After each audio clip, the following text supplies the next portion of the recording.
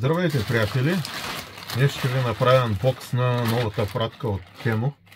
Отдавна не бях поръчвал някакви хубавини. Ама мисля, че тия ще ви харесат. Ще почна може би с най-хубавото в пратката. Аудиофилски кабел.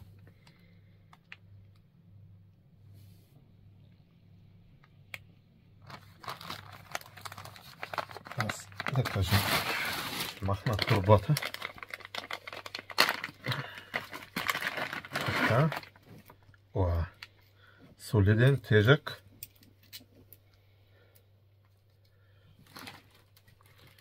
Буксите са солидни.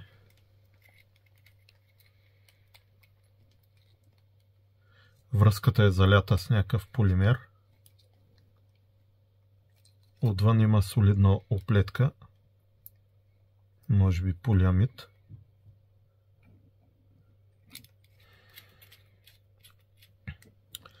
Метър и 50 са дълги. Имат филтри, а имат и посока кабелите. Ето филтрите и там е отбелязана и посоката.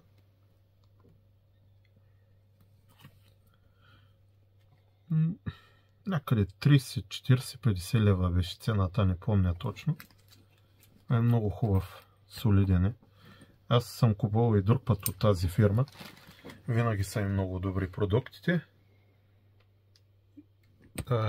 Фирмата е ETCG Audio аксесуари. Винаги са много качествени. Препоръчвам ви ги. После ще го прибирам. Два отделни са, тъй че може да си ги свързвате всяка. Стават и за транспорт на цифрово аудио. После излиза нещо на слухи от турбата. Изненадата и за мен. Това всъщност е много интересна турба. Как да отворя? За съхранение на чесън или лук, като отгоре има рамка. Това си го окачвате на нещо и си редите вътре чесън, лук и така нататък. Сториха ми са много идейни. Не са скъпи, там 2,50, 3 лева, нещо такова е бройката. Мисля, че още една поръчах такава някаква с различен размер. Но това е много хубав аудиокабел, който е метър или метър и половина, но е на вид като пружина. Той принципно е най-оптимален за слушалки с 3 мм стереожакове позлатени. Единият е прав, другия подъгъл 90 градуса. Може да се ползва и като интерконект, но по принцип е за слушалки. Също мисля, че не беше скъп. Може би около 6 лева някъде. Харесва ми, купувам си за втори или трети път такъв. Така, тук това го гледах преди малко, да. Това всъщност е много интересен мултитул.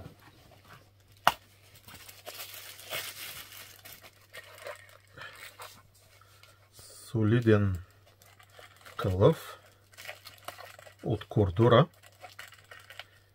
Има възможност да се позиционира вертикално или хоризонтално. И към него има още прикачен инвентар, битове. Ето това представлява самият мултитул.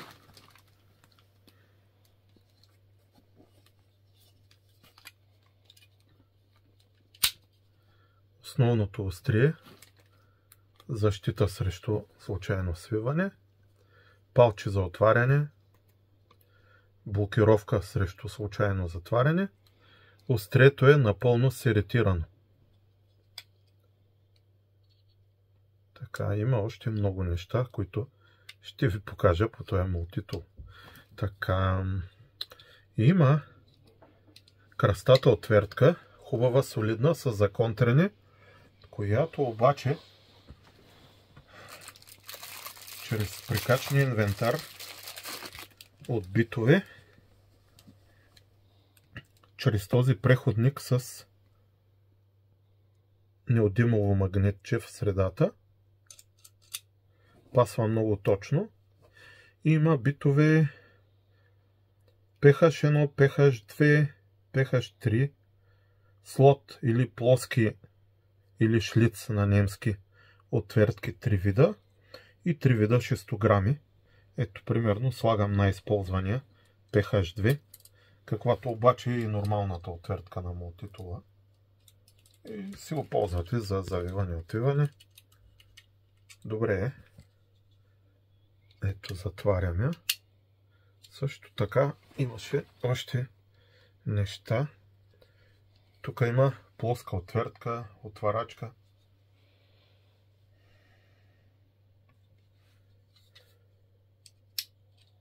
И тук има още една отвертка и отварачка за консерви. И това е за дялкане на нещо. Издълбаване на дърво, примерно. Така. Какво имаше още? Имаше още нещо интересно тук. Да, ето тук е голямата изненада. Всъщност, този мултитул става на мултиклещи. Тук може да си подложите палеца, за да не ви се хлъзга. Има всичко за стягане, рязане, усукване. Всичко. Горе-долу май това само функциите, но те са за почти всичко.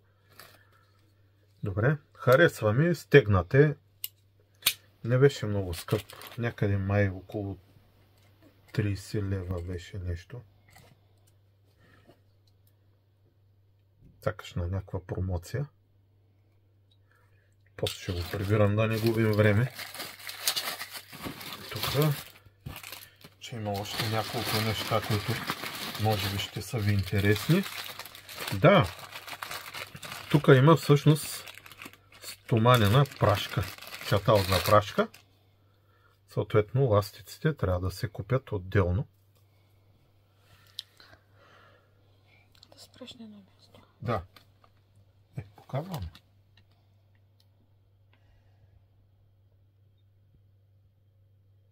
Да. Солидна е. Не бих казал, че ми е много удобна, но ще секна.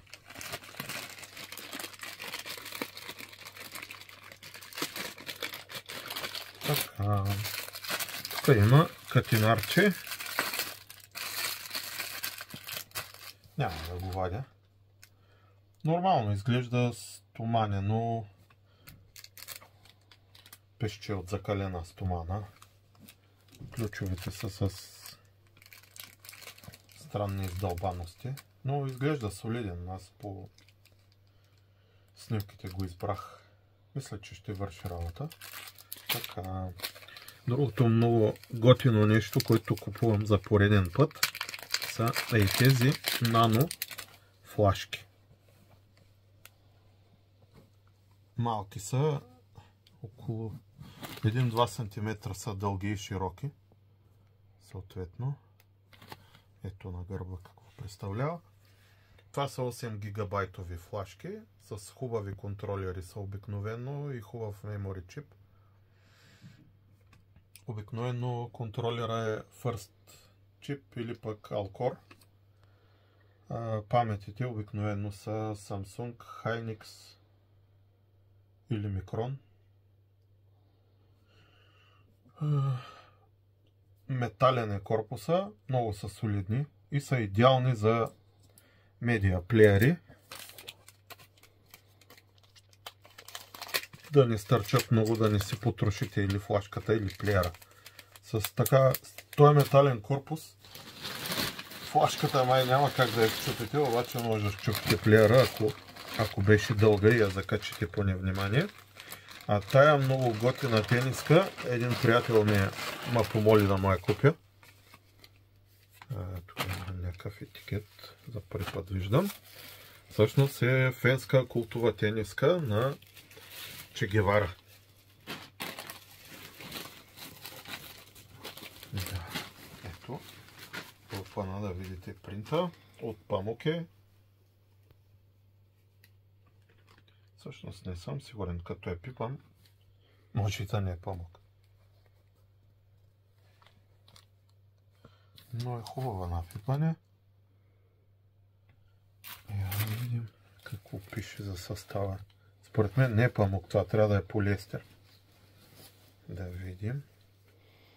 100% полиестер е, но на пипане е доста добре. Не е стандартният полиестер с капане, с който сме свикнали. Приятно е на пипане и той може би ще я хареса доста. После ще я сгъваме, да не губим време сега. Харесваме. Та хартия май беше от нея. Ще изсипя каквото има да го видим набързо и него. Да, това е другата такава торба, майче е малко по-голяма от тия, които ви показах. За подреждане на лук и чесън. Или пък нещо друго, ако човек иска, може да си сложи. Окачва го някъде на стена и се подрежда и си вижда всичко постоянно.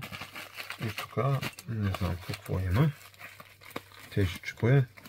Мисля, че някакъв патрон секретен поръчах. Да, ето го. Ще скрия за всеки случай секретите с пръст. Така. Изглежда солиден. Секретите са с ямки. Това мисля, че беше около 8 лева цена. Тук в страната са към 40. Тоест, мисля, че е добра сделка.